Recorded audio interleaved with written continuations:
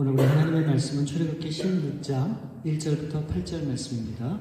출애굽기 16장 1절부터 8절 말씀 제가 봉독해 드리겠습니다. 이스라엘 자손이 온 회중이 엘림에서 떠나 엘림과 시내산 사이에 있는 신 광야에 이르니 애굽에서 나온 후 둘째 달 15일이라. 이스라엘 자손 온 회중이 그 광야에서 모세와 아론을 원망하며 이스라엘 자손이 그들에게 이르되 우리가 애굽 땅에서 고기가마 곁에 앉아 있던 때와 떡을 배불리 먹던 때에 여호와의 손에 죽었더라면 좋았을 것을 너희가 이 광야로 우리를 인도해내어 이 온 회중이 주려 죽게 하는도다. 그때 여호와께서 모세에게 이르시되 보라 내가 너희를 위하여 하늘에서 양식을 비같이 내리리니 백성이 나가서 일용할 것을 날마다 거둘 것이다. 이같이 하여 그들이 내 율법을 준행하나 아니하나 내가 시험하리라. 여섯째 날에는 그들이 그 거둔 것을 준비할지니 날마다 거두던 것에 갑절이 되리라. 모세와 아론이 온 이스라엘 자손에게 이르되 저녁이 되면 너희가 여호와께서 너희를 애굽 땅에서 인도하여 내셨음을 알 것이요 아침에는 너희가 여호와의 영광을 보리니 이는 여호와께서 너희가 자기를 향하여 원망함을 들으셨습니다. 우리가 누구이기에 너희가 우리에게 대하여 원망하느냐. 모세가 또 이르되 여호와께서 저녁에는 너희에게 고기를 주어 먹이시고 아침에는 떡을 배불리시리니 이는 여호와께서 자기를 향하여 너희가 원망하는 그 말을 들으셨습니다. 우리가 누구냐? 너희의 원망은 우리를 향하여 함이 아니요 여호와를 향하여 함이로다. 아멘. 아멘. 하늘의 양식이라고 하는 제목으로 우리 함께 말씀을 보겠습니다. 역시 혹시 여러분 이렇게 하루 종일 아무것도 먹지 못해서 배가 굉장히 굶주린 그런 경험이 아마 한 번쯤은 다 있으실 겁니다. 제가 이제 운전을 하는 그런 잡을 갖고 있다 보니까 운전을 하다가 홈레스 분들을 참 많이 봐요. 노숙자분들. 근데 어떤 장면을 참 많이 보냐면 이 쓰레기통을 뒤져서 그 안에 있는 음식 찌꺼기나 이런 것들을 막 찾아갖고 그걸 먹는 그런 모습을 볼 때가 참 많습니다. 그럴 때 항상 드는 생각이 그거예요. 아니 어떻게 남들이 먹다 버린 음식이나 또 어떻게 이 쓰레기통에 오랫동안 방치되어 있던 그런 상한 음식까지도 어떻게 저들이 그것을 먹을 수가 있을까? 그 모습만 생각하면 항상 이렇게 충격적인 그런 모습이 떠올라요. 그러다가 예전에 제가 이 한국에 이 노숙자들을 위한 다큐멘터리를 찍은 게 있거든요. 그걸 보는데 그 인터뷰하는 분이 노숙자하고 얘기를 할 때 그런 얘기를 해요. 당신도 몇 날 며칠을 아무것도 못 먹고 굶어보라고. 못 먹을 게 없다. 라고 그렇게 얘기를 하는데 너무너무 공감이 됐어요. 여러분 200만 명이나 되는 이 이스라엘 백성들이 이제 애굽을 나와서 하나님이 가라고 하신 가나안 땅을 가는 여정 중에 이제 이들이 애굽에서 나오면서 싸갖고 나온 그 모든 음식이 이제 다 거덜난 겁니다. 바닥이 된 거예요. 이제 더 이상 먹을 음식이 없게 된 겁니다. 여러분 그럴 때 이들이 얼마나 난감하겠습니까? 그래서 이 백성들이 어떻게 하는가? 오늘 본문 말씀 2절과 3절 말씀을 보시면 우리 성경 말씀 2절과 3절 말씀을 보시면 좀 넘겨주시겠어요? 예. 이스라엘 자손 온 회중이 그 광야에서 모세와 아론을 원망하여 이스라엘 자손이 그들에게 이르되 우리가 애굽 땅에서 고기 가마 곁에 앉아 있던 때와 떡을 배불리 먹던 때에 여호와의 손에 죽었더라면 좋았을 것을 너희가 이 광야로 우리를 인도해내어 이 온 회중이 주려 죽게 하는도다. 여러분 저는 이 백성들의 반응이 충분히 그럴 수 있다라고 생각이 들어요. 지금 이 백성들이 있는 곳이 어디입니까? 광야예요. 여러분 광야 안 가보셨죠? 저는 이스라엘의 광야를 가봤거든요.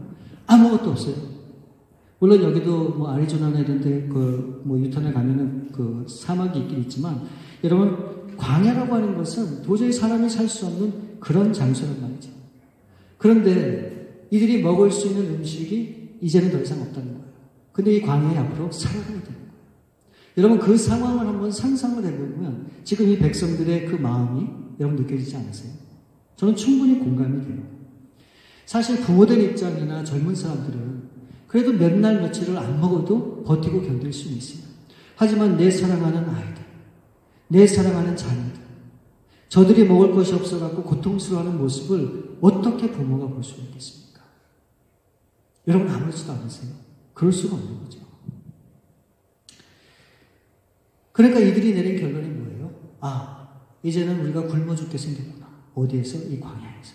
그러니까 이 온 백성들이 한마음 한뜻으로 이 백성들을 이끈 모세와 아론을 향해서 어떻게 합니까? 원망하기 시작하는 거예요. 근데 정말 참 희한한 건 뭔지 아세요? 성경은 이 백성들이 이 모세와 아론을 원망한 그때가 정확하게 언제인지를 우리 가운데 설명해 주고 있어요. 그 날짜를 보여주고 있단 말이죠. 1절을 보세요. 1절을 보시면 이스라엘 자손의 온 회중이 엘림에서 떠나 엘림과 시내산 사이에 있는 신광야에 이르니 애굽에서 나온 후 언제요? 둘째 달 15일. 그러니까 이들이 원망한 정확한 때가 언제냐? 애굽에서 나온 지 둘째 달 되는 15일 날 그랬다고 성경이 기록하고 있어요. 여러분 아시겠지만 이 이스라엘 백성들이 애굽에서 노예로 430년 동안 살았잖아요. 그리고 이제 하나님이 모세를 불러서 이 백성들을 출애굽하게 만듭니다. 그렇죠? 이 백성들을 이 애굽의 바로가 내보내지 않으니까 하나님께서 재앙을 내려요. 몇 개를 합니까? 10가지 재앙을 내려요. 첫 번째에도 안 됐고, 두 번째는 마지막 10번째 재앙을 내리는데 그 재앙이 뭔가? 그게 바로 유월절 사건이에요. 유월절. 이 유월절이라고 하는 것을 무엇인가 설명을 드리면 하나님의 죽음의 사자가 이 애굽 땅을 다니면서 모든 처음 난 짐승과 장자를 다 죽이는 엄청난 하나님의 심판이에요. 그럴 때 하나님께서 특별히 이스라엘 백성들에게 그 죽음의 사자가 지나갈 때 살 수 있는 방법을 알려주세요. 그게 뭐냐면 1년 된 어린 양을 잡고 4일 동안 간직하고 5일째 되는 날 그 양을 죽여서 그 피를 그 모든 집 안에 문에다가 다 발라요. 피를. 그러면 죽음의 사자가 이 애굽 온 땅을 지나갈 때 그 피가 있는 곳을 지나간다. 패스 오버한다. 그래서 그게 바로 유월절이라고 하는 겁니다. 그날이 언제라고요? 이 성경에 보니까 정확하게는 첫째 달 14일이에요. 그런데 이스라엘은 우리하고 이 날짜 개념이 틀려요. 우리는 아침부터 저녁까지가 하루잖아요. 근데 이 이스라엘에서는 저녁부터 그 다음날 해질 때까지가 하루예요.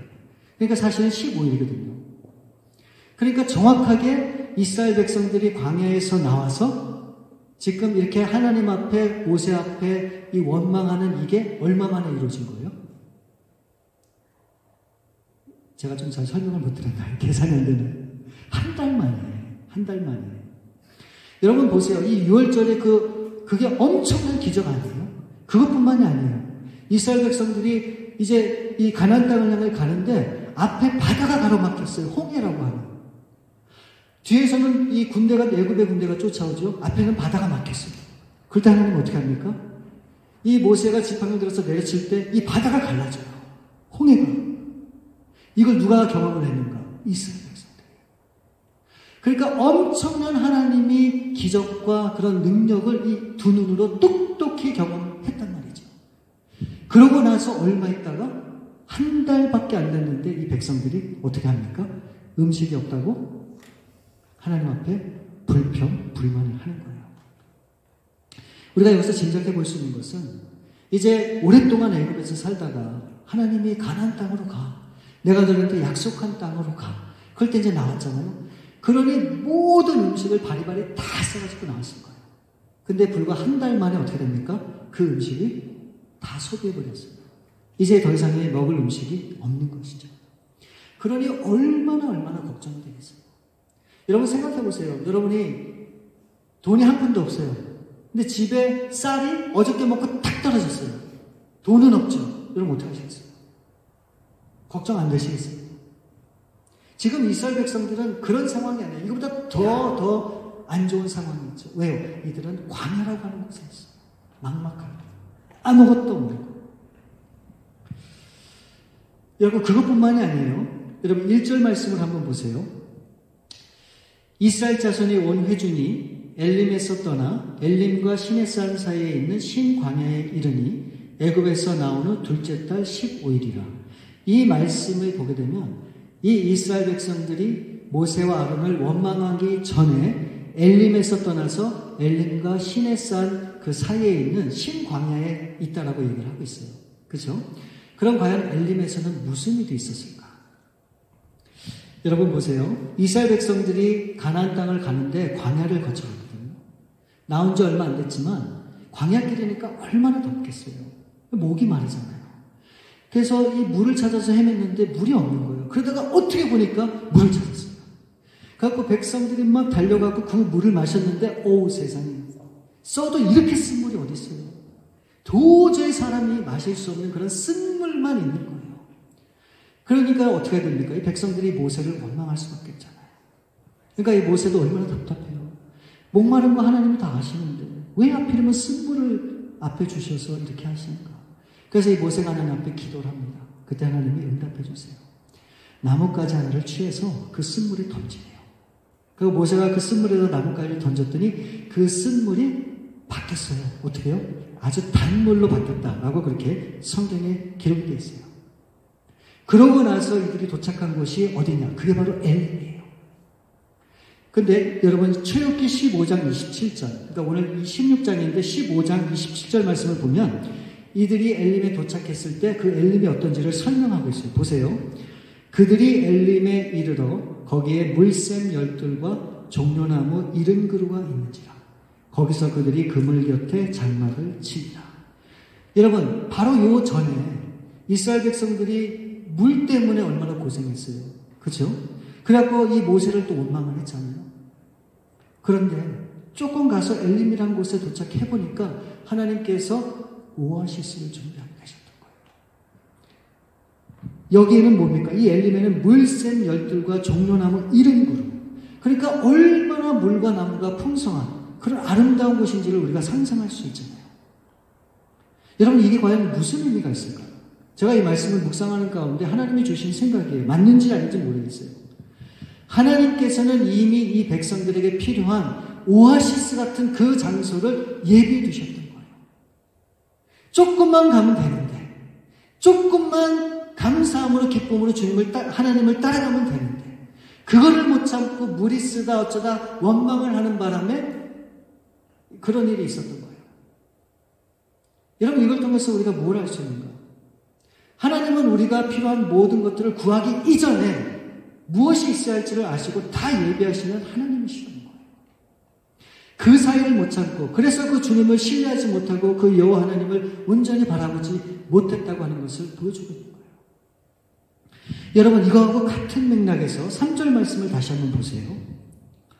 이스라엘 자손이 그들에게 이르되 우리가 애굽 땅에서 고기가마 곁에 앉아있던 때와 떡을 배불리 먹던 때에 여호와의 손에 죽었더라면 좋았을 것을 너희가 이 광야로 우리를 인도해내어 이 온 회중이 주려 죽게 하는가. 역시 마찬가지예요. 하나님께서 이 백성들을 그 위에서 무엇을 예비하셨는지 믿음을 가지고 그 하나님을 끝까지 신뢰하면서 하나님이 하시는 그 손길을 기다리면 되는데 어떻게 합니까? 당장 먹을 게 없다는 거예요. 그래서 굶어 죽게 됐는데 앞으로 그럼 어떻게 되느냐. 그래서 원망과 불평과 모든 불만을 다 토로하는 그런 이 백성들의 모습을 우리가 보게 되는 겁니다. 그래서 하나님께서는 어떻게 하십니까? 하늘을 열고 하늘에서 양식을 부어주시죠. 근데 저는 이게 굉장히 우리가 깊게 생각해 봐야 되는 그런 거라고 저는 봅니다. 여러분 보세요. 이 백성들이 하나님 앞에 원망을 했기 때문에 하나님께서 이에 대한 반응으로 이들에게 하늘 양식, 만나와 메추라기를 주셨을까요? 저는 그게 아니라고 봐요. 왜 그런지 아세요? 4절 말씀을 보세요. 그때 여호와께서 모세에게 이르시되 보라 내가 너희를 위하여 하늘에서 양식을 비같이 내리리니 백성이 나가서 일용할 것을 날마다 거둘 것이라. 이같이 하여 그들이 내 율법을 준행하나 아니하나 내가 시험하리라. 자 여기 보면 그때라고 말씀하셨어요. 그때가 언제일까요? 이 백성들이 모세와 아론을 막 원망하기 시작할 바로 그 순간, 바로 그때를 얘기하는 거예요. 그러면 이 백성들이 그 모세와 아론을 원망하자마자 하나님께서 안 되겠다. 얼른 줘야지. 그러고 이 만나와 메추라기를 하늘에서 내려주셨을까요? 우린 그렇게 생각할 수도 있죠. 근데 저는 절대로 그게 아니라고 봐요. 제가 믿기로는 이전에 있었던 마라의 쓴물처럼 이와 똑같은 그런 상황이라고 저는 그렇게 생각을 하는 거예요. 하나님께서 이 목이 마른 백성들을 위해서 오아시스 같은 그런 장소를 이미 예배해 놓으셨던 것처럼 이 광야에서 이 백성들이 살게 하기 위해서 하나님께서 이미 이전에 만나와 메추라기를 다 준비하시고 예비하셨다라고 저는 그렇게 분명히 믿어요. 그런데 이 백성들은 그 하나님을 신뢰하지 못했던 거죠. 여러분 한번 생각해 보세요. 200만 명 이상 되는 그런 수많은 이스라엘 백성들이 출애굽을 했어요. 그리고 하나님이 그들을 광야길로 인도하세요. 여러분 광야길은 아무것도 없어요. 음식을 사 먹을 데도 없고 초원도 없고 정말 사람이 살 수 없는 그런 곳입니다. 그럼 한번 생각해 보세요. 그러면 인간으로서는 불가능하지만 하나님이 이들을 광야길로 인도하셨다면 하나님의 대책이 있으셨을까요? 없으셨을까요? 상식적으로 한번 생각해 보세요. 그냥 아무것도 안 먹고 그 광야 40년 길을 하나님이 그냥 저들을 살게 하셨을까요? 하나님은 그런 하나님은 아니죠. 분명히 하나님은 이들이 광야에서 충분히 먹고 살 수 있는 모든 것들을 예비하고 준비하시는 그런 하나님이라 저는 그렇게 분명히 믿어요.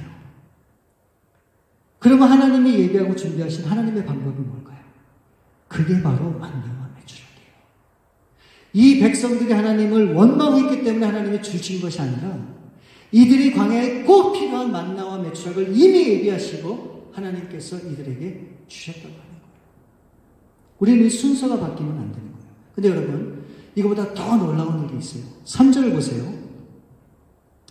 이스라엘 자손이 그들에게 이르되 우리가 애굽 땅에서 고기 가마 곁에 앉아있던 때와 떡을 배불리 먹던 때에 여호와의 손에 죽었더라면 좋았을 것을 너희가 이 광야로 우리를 인도해내어 이 온 회중이 줄여 죽게 하는도다. 이 믿음이 없는 이 무지한 이스라엘 백성들이 이 모세와 아론에게 원망한 그 내용이 나오죠. 두 가지를 원망했어요. 두 가지. 자, 첫 번째 뭐냐? 애굽 땅에서 고기 가마 곁에 앉아있던 때, 그리고 떡을 배불리 먹던 때, 이 두 가지를 원망하고 있단 말이죠. 근데 이 말씀을 한번 주의 깊게 한번 여러분 보세요. 이들이 애굽 땅의 노예로 살고 있으면서 떡은 분명히 배불리 먹었다고 얘기하고 있어요. 그럼 고기는 먹었나요, 안 먹었나요? 이 말씀에 의하면 고기는 먹었어요, 안 먹었어요?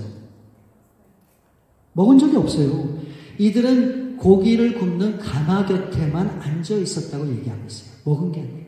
당연하죠. 주인이 먹을 고기를 삶느라고 그 냄새는 맡았지 이들이 그 고기를 어떻게 맛봐요? 노예 주제. 여러분 상상이 가요? 그러니까 이들이 정말 바라고 원했던 그들 마음의 소원이 뭐였습니까? 고기 한 점 먹어봤습니다. 오직 했으면 그 냄새가 그립다고 얘기하고 있는 거예요. 여러분 상상이 가세요? 그만큼 굶주리고 어려운 삶을 이들이 애굽 땅에서 살았던 것을 보여주고 있는 거예요. 냄새가 그립다. 믿을 수 없는 일이죠.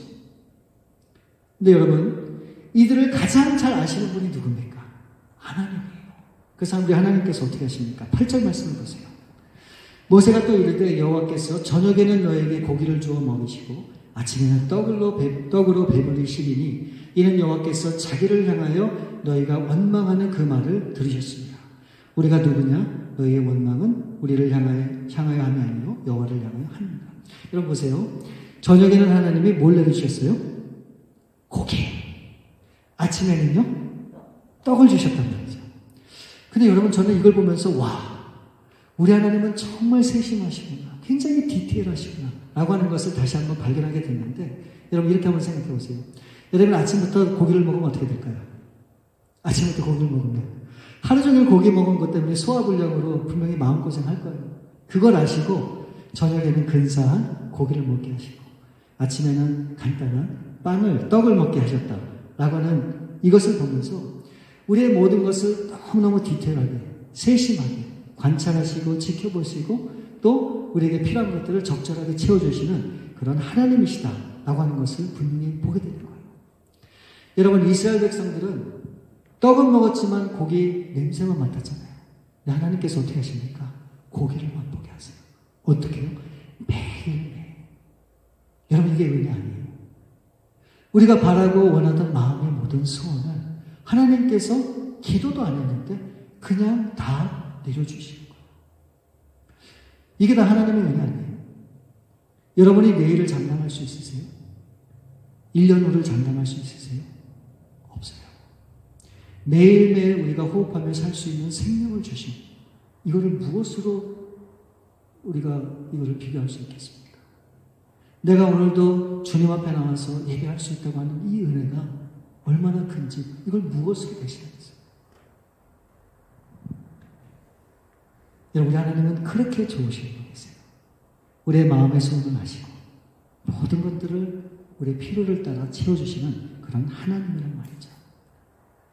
그렇다면 왜 하나님께서 이 광야의 이런 시련과 아픔을 이 이스라엘 백성들에게 경험하게 하셨을까요? 아니, 어쩌면 이 광야의 삶이 도대체 우리의 삶과 무슨 연관이 있을까요? 어쩌면 이스라엘 백성들이 걸어갔던 그 광야의 길이 오늘 저와 여러분이 걸어가는 우리의 인생길이 아닌가 싶습니다. 목이 마르다고 하나님 앞에 불평도 하지. 왜 고기는 안 주냐, 떡은 없느냐, 하나님 앞에 원망하기도 합니다. 그게 어쩌면 우리의 인생일 수도 있어요. 근데 여러분, 마태복음 6장 31절 32절 말씀을 보면 그러므로 염려하여 이르기를 무엇을 먹을까, 무엇을 마실까, 무엇을 입을까 하지 말라. 이는 다 이방인들이 구하는 것이라. 너희 하늘 아버지께서 이 모든 것이 너에게 있어야 할 줄을 아십니까? 모르십니까? 분명히 아신다고 말씀하고 있습니다. 이스라엘 백성들은 그 하나님을 믿지 못했어요. 그래서 원망했어요. 여러분, 우리 눈에는 보이지 않기 때문에 우리에게 주어진 현실과 그 상황을 보고 우리는 판단할 수밖에 없잖아요. 그러니까 내가 원하는 것을 하나님이 채워주시면 그저 감사하고, 내가 바라는 기대치에 못 미치면 마음이 불편해요. 그래서 결국은 그 마음이 원망으로 바뀌게 되죠. 이게 우리의 신앙이고 우리의 삶이 아닐까 하는 그런 생각이 들어요.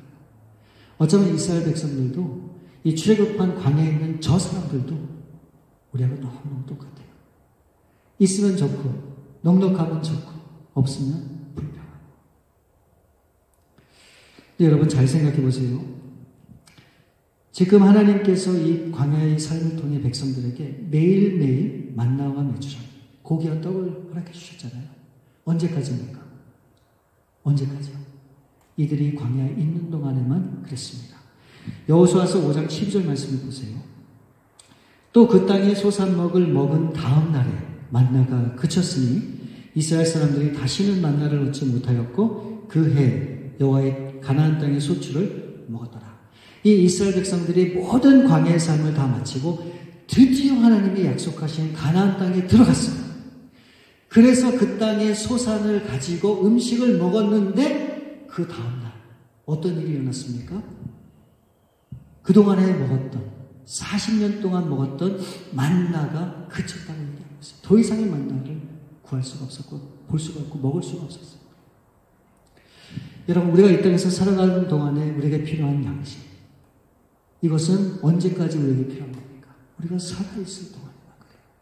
그것은 일시적이라고 하는 거예요. 영원한 것이 절대로 아니다. 근데 우리는 어떻게 합니까? 언젠가는 사라지고 없어질 그것을 그렇게 잡기 위해서 부단히 우리의 삶을 거기다가 다 투자하고 거기다가 다 시간을 할애하는 그런 어리석은 삶을 살지 않아요. 여러분, 성경에 보니까 어떤 부자가 너무너무 이 농사를 지었는지 잘 되는 거예요. 그러다 보니까 이 많은 곡식을 더 이상 쌓아둘 데가 없는 거예요. 그래서 어떻게 합니까? 와, 안 되겠다. 더 크게 짓자. 그리고 어마어마하게 크게 지었어요. 그리고 그 안에다 잔뜩 모든 음식물을 잠겨놨어요. 그러니 얼마나 마음이 든든해요. 그러고 나서 하는 말이 뭔지 아세요? 아, 이제는 만족하다. 아, 이제는 너무너무 행복하다. 이러고 천년만년 살아야지. 그럴 때 뭐라고 주님께서 말씀하시는지 아세요? 내가 오늘 내 생명을 취하면 너가 갖고 있는 그 모든 것이 과연 누구 것인데? 여러분, 우리의 인생은 영원하지 않습니다. 우리의 인생은 언젠가는 반드시 종착점이 있어요. 그리고 피 흘리고 언제 우리 삶을 찍을 그런 날이 있단 말이죠. 우리가 정말로 구해야 되는 양식은 이 땅의 양식이 아니에요. 여러분 정말 참 양식은 뭔지 아세요? 요한복음 6장 33절부터 35절 말씀을 보면 하나님의 떡은 하늘에서 내려 세상에 생명을 주는 것이니라. 그들이 이르되 주여 이 떡을 항상 우리에게 주소서. 예수께서 이르시되 나는 생명의 떡이니 내게 오는 자는 결코 줄이지 아니할 것이요 나를 믿는 자는 영원히 목마르지 아니하리라. 여러분 기억하시죠? 이스라엘 백성들이 구했던 두 가지. 굶어 죽지 않게 해주세요. 고기와 떡을 항상 주세요. 그리고 목마르지 않게 해주세요. 이것을 해결할 수 있는 유일한 길은 뭡니까? 그냥 이 땅에 사는 동안에만 있다가 없어지는 그게 아니라 우리 가운데 영원히 목마르지 않고 배고프지 않는 그 양식이, 그 생명의 양식이 우리에게 있다고 말씀하세요. 바로 그 양식은 예수 그리스도. 예수 그리스도. 우리 예수님만이 참된 생명의 떡이라고 하는 것을 여러분들이 아실 수 있기를 바라요. 그래서 우리가 예수님을 믿는 사람들은 여러분 아무리 굶주리는 일이 있고 목마른 일이 있다 할지라도 그것을 불평하지 않아요. 왜요? 이 땅의 양식이 전부가 아니기 때문에. 영원한 나라, 영원한 양식이 우리를 기다리고 있고 영원한 나라에서 우리가 살 것을 기대하기 때문에 이 세상의 사소한 것에 우리의 모든 삶이 흔들리지 않아요. 바로 그 예수 그리스도를 우리 마음에 영접할 때 우리에게 영원한 그런 생명의 떡을 허락할 뿐만이 아니라 우리가 영원한 나라에서 살 것이다. 분명히 성경이 약속하고 있습니다. 여러분 예수님을 꼭 믿으셔야 돼요. 꼭 믿으셔야 돼요. 예수님을 믿는 방법이 대단한 거 아니에요. 교회 열심히 봉사하고 헌신한다고 예수님이 믿어지는 게 아니에요. 내가 예수님을 믿기로 작정하고 받아들이면 그러면 예수님이 여러분 마음속에 찾아와 주시는 거예요. 혹시라도 여러분 가운데 정말 예수님을 나의 구주로 영원한 생명의 떡으로 믿고 싶은데 어떻게 하는지 모르겠습니다. 그러시는 분이 있으면 얼마든지 저한테 말씀해 주세요. 제가 그렇게 할 수 있도록 같이 기도해 주고 도와드릴게요. 그래서 예수님이 계시면 우리의 삶이 어떠하든지 그 예수님 때문에 항상 기뻐하며 즐거워하며 그 하나님과 그 예수님과 우리가 이 땅을 정말 살아갈 수 있는 겁니다. 그런 놀라운 하나님의 은혜가 우리 사랑하는 여러분들 가운데 함께 하시기를 우리 주님의 이름으로 축원드립니다. 우리 시간 기도하기 원합니다.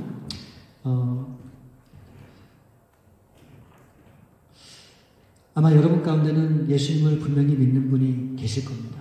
그렇지만 내가 정말 구원받은 하나님의 백성인가? 내가 정말 우리 예수님이 내 안에, 내 삶 가운데 계시는가? 이게 조금 불안정한 그런 분도 분명히 계실 겁니다. 여러분 중요한 것은 내가 내 입술로 우리 예수님을 고백하고 또 그 예수님을 내 마음에 초청할 때 우리 예수님은 문을 여는 그 순간에 그 안에 들어가시겠다고 말씀하고 있어요. 여러분 그 예수님이 우리의 전부이십니다. 우리 그 살아계신 그 예수님을 여러분 심령과 마음속에 꼭 영접하시고 이제 그 예수님과 더불어 정말 이제 남은 생에 정말 기쁨 가운데 감사 가운데 그렇게 살 수 있도록 도와주옵소서. 우리 조용히 한번 기도하는 시간 갖기 원합니다. 아버지 하나님, 이 시간에 우리 사랑하는 성도님들 우리 마음을 활짝 열고 나의 구주, 나의 생명에 나의 전에 계신 그 예수님을 마음에 초청하기 원합니다. 우리가 마음을 열면 우리 주님이 들어오시겠다 분명히 말씀하셨듯이 우리 사랑하는 성도님들 이 시간 마음을 열 때 찾아와 주시고 만나주시고 이제는 더 이상 굶주리거나 또 목마르지 않는 영원한 생명을 우리 가운데 이렇게 주옵소서.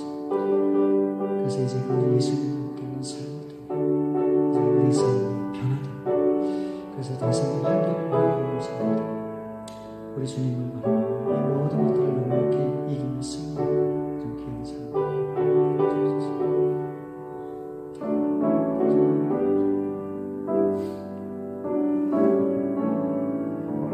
우리 참으로 좋으신 아버지 감사합니다. 하늘의 양식을 이 이스라엘 백성들이 출애굽하여 매일매일 그 양식을 먹었지만 결국 그 양식은 이들이 광야에 있을 동안만 허락했던 그런 양식임을 우리가 보았습니다. 아버지 하나님 그런 사라지고 없어질 양식에 우리의 모든 인생을 걸지 않게 도와주시고 이제 영원한 생명의 떡이 떡인 예수 그리스도가 하늘로부터 이 땅 가운데 오셨는데 우리의 생명 되신 그 예수님을 이제 우리 마음에 영접하고 그 예수님과 함께 살아가는 복된 삶이 우리 모두의 삶이 될 수 있도록 하나님 함께해 주옵소서.